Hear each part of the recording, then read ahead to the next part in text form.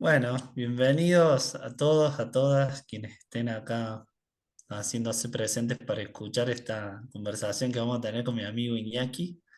Mi nombre es Cristian para los que no me conocen y estamos justamente ahora en este momento comenzando un ciclo, al menos eso esperamos. Por ahora es esta primera charla sobre temas relacionados con la práctica de la meditación, la espiritualidad, psicología, desarrollo personal, para ver cómo apuntamos a que todas estas temáticas nos ayuden a vivir mejor, en nuestro bienestar como más genuino. Eh, entonces simplemente ya empezando quiero darle la palabra ahí a Iñaki y hoy para comenzar elegimos un tema que dentro sobre todo del budismo es esencial y primario, fundamental, que es el sufrimiento y la liberación del sufrimiento. Así que empezando ya con ese gran tema, simplemente le doy la palabra a Iñaki para empezar a hacer este ping-pong y esta charla. Así que todo Hola tuyo. Cristian, hola Cristian, ¿qué tal? ¿Cómo estás? Pues me tiras un tema un poco difícil, ¿no? Un poco complejo, igual hasta tabú, ¿no? Porque realmente es algo que nos cuesta mucho hablar o reconocer, ¿no? No es algo que uno cuando pone una foto en Instagram siempre está feliz, ¿no? Entonces, este tema un poco, yo creo que requiere algo de sinceridad, ¿no? Y la capacidad de ver que cada uno de nosotros sufrimos en un mayor o menor grado, que es una condición que nos toca a todos. Le toca a ti, le toca a mí, le toca a los oyentes, le toca a los animales, le toca a los insectos, le toca a todo el mundo. Y la buena noticia sería que hay una liberación para eso, ¿no? Hay un camino que nos resuelve ese sufrimiento innato con el que nacemos. Eh, Igual no de forma permanente, porque a cada día viene un nuevo desafío, pero quizás si trabajamos un poco la visión de por qué sufrimos y qué es lo que nos hace sufrir, el camino será más fácil, ¿no? Pero, pero buen seguro será un camino descalzo sobre botellas rotas. Qué imagen. Me venía ahí mientras te escuchaba esto. Hay un video muy bonito de YouTube de Thich Nhat Hanh que él habla del arte de sufrir, ¿no? Y él dice como que así como hay un arte de la felicidad, hay un arte también de aprender a sufrir para sufrir mucho menos, ¿no? Y creo que empezaste esta charla mencionando cómo en esta sociedad y en estos momentos, sobre todo, hay como un tema tabú con las distintas formas de sufrimiento.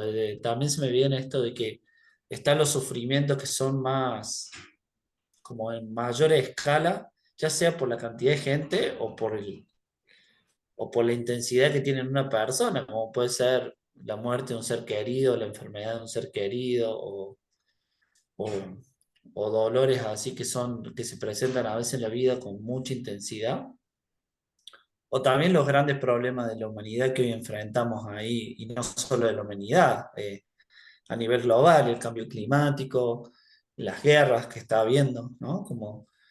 Y entonces, como mientras eh, vamos ahí como tocando este gran tema, como decías vos, eh, me doy cuenta que, como decís vos, es muy complejo por un lado, porque por un lado tenés esas grandes como capas o bloques, y por otro lado después está el sufrimiento cotidiano, ¿no? El más chiquito, de que algo que esperabas, que esperábamos, no sale como queríamos, en las relaciones, en nuestra familia, en nuestro trabajo, con nuestro vecino. Eh, entonces digo, qué importante y creo que estas prácticas nos invitan a eso primero, ¿no? Primero decir, bueno, hay sufrimiento, ¿no?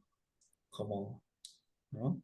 Y ahí se me venía esto de preguntarte con toda tu experiencia en las prácticas, ¿por qué crees que es tan central en el budismo, por ejemplo, que dentro de las cuatro nobles verdades empieza con la primera noble verdad, empieza con que dukkha, ¿no? Que no es exactamente sufrimiento, pero de alguna manera nos está apuntando ahí. ¿Por qué empieza ahí? ¿Por qué es tan esencial? ¿Por qué crees vos? Yo, yo creo que, bueno, ahí hay varios factores, ¿no? El primero es algo que nos toca a todos. Eh, y luego podemos irnos también a lo que es la historia del budismo o la mitología del budismo, porque nunca sabremos qué parte es verdad y qué parte es mentira, ¿no? Y así un poco resumidamente para los oyentes, el budismo empieza cuando el Buda no era todavía Buda. La leyenda del Buda al principio era un príncipe que vivía en un palacio donde todo era genial, donde tenía acceso a las mejores comidas, donde tenía acceso a los mejores deportes, donde su padre le prohibió, digamos, a todo lo que estaba alrededor del castillo que al príncipe le llegara información sobre el dolor, que le llegara información sobre la muerte, que le llegara información sobre la vejez. Y lo tenía un poco aislado, ¿no? Lo tenía un poco en ese mundo rosa, yuppie, ¿no? Eh, hasta que un día salió y bueno, y pues vio que la gente enfermaba, que la gente moría, que la gente... Y él decía, esto me va a pasar a mí también. Pues sí, nos va a pasar a todos. Entonces, yo creo que eh, es interesante ver que para liberarse del dolor, primero hay que verlo, primero hay que aceptarlo. De la misma forma que cuando vamos al médico, lo primero es ver, estamos enfermos y a partir de estamos enfermos se aplica un tratamiento para curarlo. El dolor o la angustia existencial, el primer paso es reconocerlo. Y una vez reconocido, ver, esto es por esto, por esto y por esto, que luego entraremos en los motivos. Y una vez esto es por esto, por esto, por esto, estas son las causas del dolor, ya es como más fácil, quito las causas del dolor y el dolor desaparece. El dolor mental, el dolor físico no. El dolor físico, la vejez y la enfermedad, eso va a continuar. Para eso no se puede mejorar, podemos, pero realmente lo que nos interesa aquí es el que sí podemos superar y este es el dolor mental. Y el dolor mental tiene unas causas bastante claras. El dolor mental está causado por una insatisfacción de algo que no tenemos y que queremos tener, o de algo que no tenemos y queremos obviar. Y en el momento que uno se rinde a la realidad tal como es y aceptar que cuando no lo tenemos, no lo tenemos, y cuando lo tenemos, como que la mente deja de luchar contra. Evidentemente es una cosa que es muy fácil de decir, pero requiere toda una práctica, requiere investigar eh, a qué estamos, digamos, agarrados como una lapa y a raíz de ahí empezar a soltarlo. O agarrarnos, pero como con un poco perspectiva. Ese sería uno de los primeros motivos más lógicos. Luego hay un segundo motivo, es más profundo y quizás el que más interese, y es la ignorancia, es la falta de saber quién realmente somos, ¿no? Entonces, cuando uno conoce realmente eh, lo que es su yo, por así decirlo, más profundo, de que su yo más profundo, digamos, es toda la conciencia, ¿no? Y en toda la conciencia aparece el mundo. Entonces, romper esa separación entre lo que es el yo limitado y el mundo ayuda a que no luchemos contra el mundo, porque es algo que sucede como uno mismo. Claro que aquí esto es a nivel de grados, ¿no? Digamos, serían como dos dimensiones. Hay una dimensión en la que uno es frágil, es humano, es capaz de romperse, es capaz de caerse en pedazos. Y luego hay otra dimensión que, digamos, es esta dimensión más profunda, ¿no? Donde ya no es uno quien se mueve, sino es el universo quien se mueve. Entonces, la persona sufre, pero el universo continúa, ¿no? Entonces, es complicado de decir para un primer programa, sobre todo así, pero bueno, se lanzan estas pequeñas indicaciones, ¿no? Sí, yo creo A que mí, ahí, perdón, también me parecía interesante esto que mencionabas vos en una de las charlas de la definición de esta palabra en sánscrito dukkha, ¿no? Que no es exactamente traducida como sufrimiento, ¿verdad? Sino más como esto que mencionaste de insatisfacción. Y la otra vez vos mencionabas la etimología un poco de la palabra, ¿no? Que creo que ayuda a comprender de qué estamos hablando. Dukkha, Sí, sí, Dukkha está formado por dos componentes, uno que es Du y otro que es Ka. Y Du sería algo así como espacio o cielo y Ka, malo. Igual es al revés. Pero es más cielo, digamos, cuando el cielo se nubla. Entonces, no es una... La palabra sufrimiento puede sonar como una traducción así un poco complicada, pero realmente dukkha es cielo nublado. Y cuando está el cielo nublado, parece que no hay sol, ¿no? Detrás de las nubes. Que no quiere decir que no lo haya, porque a verlo lo hay. Pero igual nos olvidamos de que hay sol detrás de las nubes. totalmente. Y me viene esto de cuántas cosas en el día, al día nublan nuestro cielo, ¿no? Como cuántas, eh, desde estas que mencionábamos al principio, que son más grandes y que nos traen por ser humanos, este ser humano que tiene la capacidad de pensar y de rumiar y inclusive de tratar de intervenir en la realidad, ¿no? Que queremos controlar. Eh, y cómo frente a distintas situaciones, siempre la vida nos hace ver que hay algo que podemos hacer y hay algo que ya no depende de nosotros, ¿no? En esto de abordar estas situaciones difíciles, ¿no? Entonces, cómo de alguna manera, me gusta mucho esta imagen que traes del cielo nublado, porque cuántas cosas realmente por nuestra humanidad agregan más sufrimiento al dolor que ya existe, ¿no? Digamos, cuando recuerdo muchas situaciones en mi vida donde ha habido mucho dolor y siempre a veces los hablo en los cursos, de por ejemplo la enfermedad de mi madre, que fue una de las cosas que más me tocó, ¿no? Y cómo a esa situación se le sumaban muchas nubes que hacían que todo se fuera más difícil. Y cómo cuando a través de estas prácticas uno empieza esto que decís vos a reconocer, que uno puede tener dolor interno, de decir tengo miedo, estoy viendo a una persona sufrir que quiero, y todas las cosas que implican, ¿no? También se abre la puerta a otros espacios como, y ahí empezamos a tocar otro tema fundamental, que es el tema de la liberación del sufrimiento, ¿no? Es posible de alguna manera empezar a despejar las nubes para reconocer el sol que sigue estando ahí, ¿no?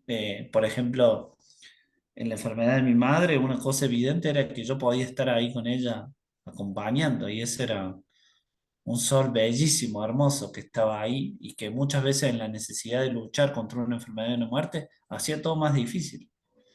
Eh, y todo se nublaba mucho más. Y en cambio, la posibilidad esto de que nos invitan a esta práctica de aceptar, encontrar desde, y ahí es donde Thich Nhat Hanh siempre habla, que puede estar el dolor ocasionado por la presencia de aflicciones en la mente, ¿no? Miedo, enojo, tristeza.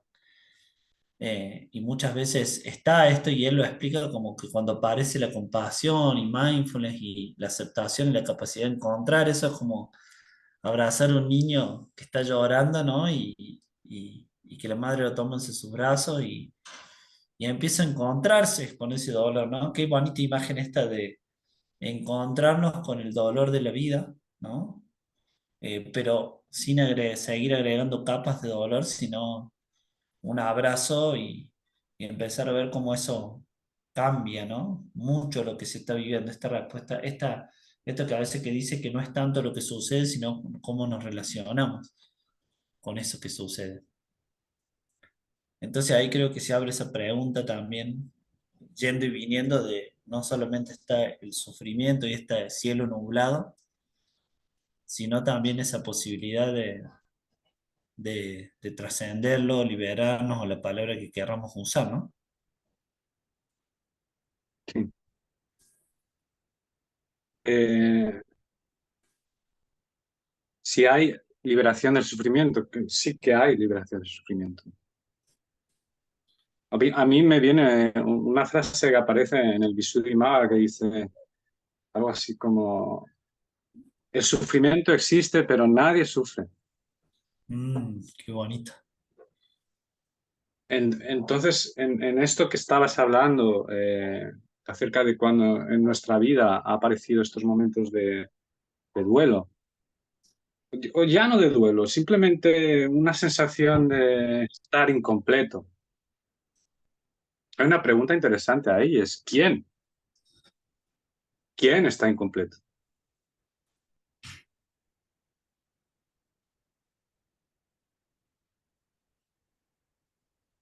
Entonces, cuando uno investiga quién está incompleto, si realmente lo investiga con detalle, no va a encontrar a ese. Porque, es decir, ¿quién está incompleto? Vale, yo estoy incompleto. Vale, pero ¿quién está diciendo yo? Entonces ya no es esa persona, ¿no? Entonces, esto puede ser complicado para algunos oyentes, pero el, es la identificación con, con una persona, con un yo limitado, lo que hace que suframos. Y el sufrimiento realmente es esta imagen que nos hacemos de nosotros mismos, la que está sufriendo. Si alguien nos critica, sufrimos. Pero cuando analizamos realmente lo que pasa, cuando alguien nos critica, realmente son palabras que salen de la garganta y emiten sonidos. Ahí no hay dolor físico, o sea, no hay ni dolor mental, son palabras. ¿Qué pasa? Que nosotros creamos una imagen nuestra que queremos que sea así, asá, y que todo el mundo hable bien de ella. Entonces, quien sufre no es nosotros, quien sufre es la imagen que hemos creado que se ve en entredicho. Y eso es lo que aparece como dolor. Pero es la imagen que nosotros hemos creado de uno mismo la que está sufriendo. Pero cuando uno se va realmente a lo que está pasando, son palabras que aparecen y desaparecen en el espacio y ya está. Entonces no hay una realidad real de ese sufrimiento. Lo que sí nos creamos son imágenes, imaginaciones, pensamientos que retroalimentan eh, ese yo virtual que es el que sufre. Entonces, cuando uno hace un trabajo que no se hace en una sesión, ni en dos, ni en una semana, ni en un año, es una cosa continua, de capas y capas, en buscar esa autoimagen que es la que está sufriendo realmente, la que está sufriendo dolor mental. Dolor físico, evidentemente, si te pegan con un bate de béisbol va a doler, pero la imagen mental que nosotros nos creamos, si vemos realmente que no existe en el mundo, que es simplemente una cosa que nosotros creamos como sueño, ahí no sufre nadie. ahí no sufre nadie. Evidentemente es una cuestión de grados, ¿eh? No es tan fácil como parece decirlo. Pero poco a poco, si vamos investigando esa imagen que nosotros creamos y la vamos limpiando, como que uno puede dejar de convertirse en ese objeto y ese digamos, atractor de sufrimiento. Eh, entonces, cuando alguien nos critique, veremos que quien está sufriendo no somos nosotros, sino la imagen que nos hemos creado de nosotros que está en entredicho. ¿Y hasta qué punto nos vale sostener esta imagen? ¿Y hasta qué punto esta imagen es una jaula para uno mismo? Eso es un tema interesante, ¿no? El ver hasta qué punto estamos enjaulados con la propia imagen que nos hemos construido, no solo nosotros, es algo que la misma sociedad, la familia hace que nos vayamos creyendo y que es necesaria para vivir en el mundo, pero, pero sabiendo que es una imagen. O sea, no se trata de construir completamente la imagen que tenemos de nosotros mismos, simplemente saber que es una cosa que nos hace funcionar como seres humanos, pero que cuando analizamos la realidad de su existencia no la encontramos por ningún lado. Es un pensamiento que está por ahí y que es lo que nos hace sufrir. Es muy bonito lo que dices porque me hiciste acordar de un video que a veces ponemos en nuestros retiros de Mindfulness Yoga, de Yatsuma Tenzin Palmo, esta gran monja budista, que en ese video ella dice que Shakespeare o cualquiera que está interpretando Hamlet en ese momento dice, lo tiene que interpretar con esta, como realmente haciendo el papel ahí al máximo posible, ¿no? Lo mejor posible. Pero ella dice, si sale del escenario y él sigue creyendo que es Hamlet, bueno, tiene un problema porque es solamente un papel que está cumpliendo, ¿no? Y qué bonito si nos diéramos cuenta, ¿no? Que en definitiva son solamente papeles, ¿no? Y que son necesarios, pero me pregunto qué pasaría si cada vez fuéramos como profundizando más en ese conocimiento de quién o qué realmente somos y qué no.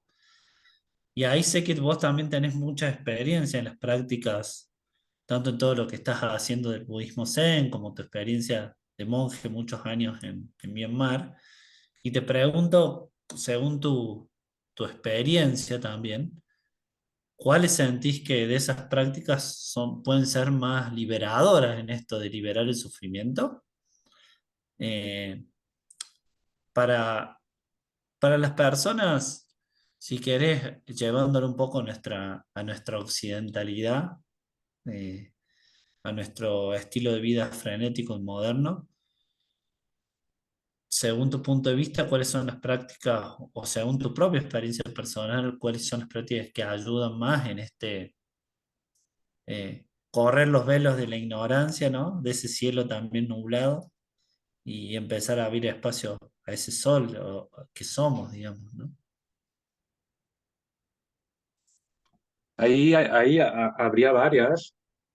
eh, para según qué persona también puede haber una práctica mejor que otra, e incluso para según qué momento puede haber una práctica mejor que otra. Mindfulness tiene que estar siempre ahí. Eh, esa es innegociable. Y ahí te hago Eh, una pregunta, una pausa ahí. vale. Entonces se me ocurría en esta pausa interrumpirte para decirte, traías esto que decías que mindfulness tiene que estar, ¿no? En esta pregunta de qué prácticas nos pueden ayudar en estos momentos. Y mindfulness hoy día es algo que está muy presente desde muchos lugares, hasta parece una moda. Entonces cuando decías vos esto de mindfulness tiene que estar y empezabas ahí, te interrumpía, ¿desde qué punto de vista lo traías, digamos? Me estaba refiriendo a mindfulness en su versión más básica, darse cuenta. Mm. Y a partir de darse cuenta, pues bueno, depende de la práctica, darse cuenta de la respiración, darse cuenta de lo que uno está sintiendo, darse cuenta de lo que los demás están sintiéndose. Entonces, la traducción sería eso, algo así como una atención consciente o simplemente darse cuenta. Entonces, ese darse cuenta luego es la base del resto de prácticas. Que me hiciste una pregunta, no sé, era algo así como, ¿qué prácticas son mejores para aliviar el sufrimiento o algo así?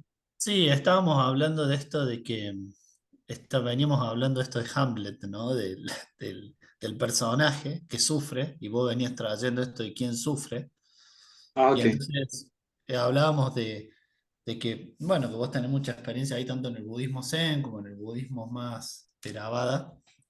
Entonces, después de haber visto toda esa gama de prácticas distintas, ¿cuáles hoy sentís que son las que más nos pueden ayudar también en esto de decir, bueno, darnos cuenta que estamos cumpliendo en definitiva un personaje, quién somos y qué somos, ¿no? Esa es una buena práctica, el preguntarse quién es uno. Mm, Y retomando un poco con la anterior, preguntarse quién es uno dentro de los múltiples papeles que juega en la obra, porque uno puede ser uno en casa, donde es el padre o el marido, y puede ser otro en casa de sus padres, donde es el hijo, y puede ser otro en el trabajo, donde es el jefe o el empleado, y puede ser otro dentro de la comunidad de amigos, donde, no sé, es el más gracioso del grupo. Y claro, estos son diferentes roles, que no seamos ninguna de estas imágenes, lo somos, todas ellas, pero la pregunta vendría, ¿qué está debajo de todo eso? ¿Qué es eso que va cambiando de rol en rol? Y ahí está un poco la investigación de quién soy yo o quién eres tú. Y muchas veces solo dejar la pregunta es muy interesante, las respuestas que van apareciendo. Luego, si hay prácticas más concretas, por ejemplo, a nivel directo, con el acabar, digamos, con el sufrimiento de forma momentánea a lo que está pasando, la práctica de la concentración en algo es muy útil, más que nada porque el ruido de fondo que va perturbando nuestra mente lo vamos apaciguando. Entonces, donde la mente estaba antes turbia, se vuelve clara, y donde la mente estaba antes agitada, se vuelve calmada. Digamos un poco sería la práctica de samatha o la calma mental o pura concentración, ¿no? Que puede ser simplemente atender a la respiración hasta que estemos completamente enfocados en ella. Y con eso el sufrimiento se va de forma temporal. Luego ya hay prácticas un poco más profundas, ya no solo lo que es la eliminación temporal, sino ir a la raíz y, y cortarla, por así decirlo. Bueno, cortarla, darle la vuelta, que es un poco más la práctica de la investigación de qué es lo que me hace sufrir y por qué. mm. Igual esto requeriría un programa entero, ¿no? Es lo que se llama Vipassana. Te hago, Pero, pero te puedo la más interrumpir útil, ahí un segundo. yo creo que la más útil es, es indagar en la pregunta quién es uno. Mm, mm. No, te estaba interrumpiendo porque digo, se me viene y muchas veces me pasa en los encuentros que a veces los participantes piensan o creen que esa indagación es cognitiva, ¿no? Conceptual, ¿no? Como quién soy yo y se ponen a pensar, digamos, ¿no? Como es pensar en quién soy yo. No, y tengo esta edad y tengo esto, y de vuelta entramos en los personajes, ¿no? Eh, y esa indagación y esa investigación para quizás las personas que no son tan familiarizadas con estas prácticas, ¿no? Eh, que nos invitan a una investigación, indagación de ver la experiencia directa de nuestra propia mente, de los propios procesos mentales, que no tiene que ver con entrar en la narrativa, sino realmente reconocer esto que está ocurriendo, digamos, y es hasta inclusive preguntarte quién soy yo, hasta inclusive en el momento que hace la pregunta, quién es el que está haciendo la pregunta, y es un proceso de ir viendo, ¿no? Ahí en en la propia práctica y también mi propia experiencia, creo que es algo que uno puede ver en el momento, ¿no? Como que ahí, cuando uno no entra en los hilos narrativos de las historias, sino realmente en detenerse y observar. Ahora, cuando digo yo, ¿quién soy yo? Y observa y no piensa, hay algo que se abre ahí, ¿no? Como, y que es accesible para todos. Sí, eh, estamos de acuerdo. La investigación, como tú bien apuntas, no es conceptual o discursiva o crear una identidad, que eso puede ser parte de un proceso psicoterapéutico útil, pero no es lo que estamos hablando. Oh, Ahí justo se te fue eh, la imagen.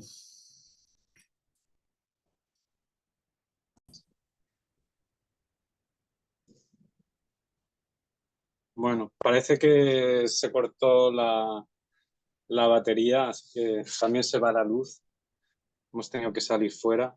Eh, y ya pienso que para finalizar hoy, antes de que se haga de noche, no tenemos presupuesto de iluminación. Nuestro foco es el sol. Así que cuando vaya a ser el sol, se acabó. Eh, brevemente, estábamos resumiendo que lo que es la indagación personal no es conceptualizar, no es pensar qué imagen tengo o cómo me construyo una imagen, que eso puede ser útil en psicoterapia, sino es un poco al revés, quién no soy, o sea, no soy esta imagen aunque la use, y de una forma como más resumida quizás, ver, es que esto es como muy profundo, Cristian. Yo no sé Sí. si la audiencia te va a asustar. Eh, Cuando uno habla de ver quién es, realmente es ver que quién es lo que está pasando. Es muchos factores, ¿no? Pero uno sería qué es lo que está pasando en este momento. Entonces, uno sería ahora mismo la pantalla que está sucediendo delante de nosotros. Uno sería la conversación que estamos teniendo. Uno sería los árboles que están detrás con todos los pájaros. Uno sería el sol que se está poniendo. Uno sería la brisa que está golpeando la piel. Y estos son momentos irrepetibles. Y esos son lo que realmente somos. Y lo que hace que uno sea flexible y vaya cambiando. De la misma forma que ahora somos el sol que se está poniendo, en un par de media hora seremos las estrellas que están surgiendo. Y es un poco nos alejas dentro del yo pequeñito, que es el que estaba realmente sufriendo. Y ahí hay liberación del sufrimiento. Mm. Sí, creo que lo interesante de esto, como decimos Iñaki, que justamente para muchos nos puede ser difícil pensar que podemos ser las estrellas y el sol, porque justamente ese verbo que usar, porque lo estamos, cuando lo llevamos al ámbito del pensar, va a ser muy difícil comprender y entrar en contacto con esa experiencia, que es una experiencia que tiene sentido cuando empieza a ser directa, ¿no? Cuando no empieza a ser conceptual, sino cuando a través de las prácticas, de alguna manera, empezamos a notar que hay algo más grande que esa imagen mental, ese ego que voy sosteniendo, ese papel que voy cumpliendo en las distintas etapas o momentos de la vida. Investigar eso, que obviamente para esta charla queda como muy chiquito porque es una investigación de vida, ¿no? A través de las prácticas, pero qué bonito dejarlo abierto, como me parece muy valioso traer eso, quién o qué soy, ¿no? Y acá justo estaba buscando en mi celular para una de las sesiones compartida con un participante que estábamos explorando esto y dice, es un poema muy cortito que dice esto: yo no soy yo, soy este que va a mi lado sin yo verlo, que a veces voy a ver y que a veces olvido. El que calla, sereno cuando hablo. El que perdona, dulce cuando odio. El que pasea por donde no estoy. el que quedará en pie cuando yo muera, ¿no? Qué bonita, me gusta mucho ese poema como para simplemente ir dejando esa pregunta que los grandes maestros, por ejemplo, de la India, de la Advaita, la sostienen ahí como la pregunta, ¿no? De investigación directa. ¿Quién soy? ¿Qué soy? ¿No? Pues yo creo que con ese poema y con el camino abierto para en siguientes episodios ir entrando un poco más profundamente en todos estos temas que van surgiendo. Creo que es un buen final. Poco tengo que añadir, simplemente que a la pregunta de quién es uno, una de las formas de llegar es sabiendo quién no es uno. Permitirnos liberarnos de quién dicen que somos o Mm, quién nosotros mismos nos decimos que somos. O sea, llevarlo a qué no soy. Y ¿quién no ahí soy? quizás quitando y quitando y quitando, ver qué pasa. Buenísimo, buenísimo. Entonces lo podemos dejar ahí, ese, quién soy y quién no soy, relacionado con este tema fundamental que estuvimos explorando hoy. En esta charla que todavía no tenemos bien claro el nombre, pero tiene que ver con el despertar o con vivir más despiertamente. Y hemos empezado con unos temas fundamentales, el sufrimiento y la liberación del sufrimiento. Así que bueno, gracias Iñaki ahí por ofrecerte en este espacio con toda tu sabiduría. Y nos vemos en el próximo episodio. Un saludo a todos y nos vemos la siguiente. Adiós.